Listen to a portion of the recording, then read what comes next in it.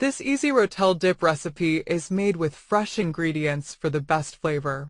This classic creamy dip is made with ground beef, Rotel tomatoes, Mexican seasonings, half, and cheese.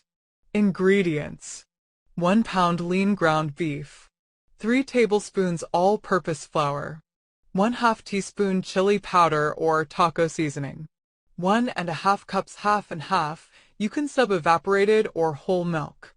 1 can Rotel tomatoes, original or mild, 284 milliliters.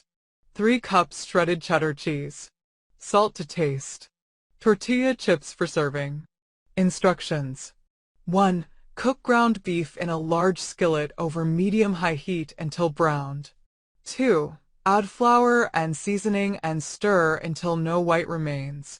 3. Add half and tomatoes. Cook and stir over medium heat until thickened. 4. Stir in cheese until melted. Taste and add salt or adjust seasonings as desired. 5. Serve with tortilla chips. Thanks for watching. Don't forget to like, comment, share, and subscribe to my channel.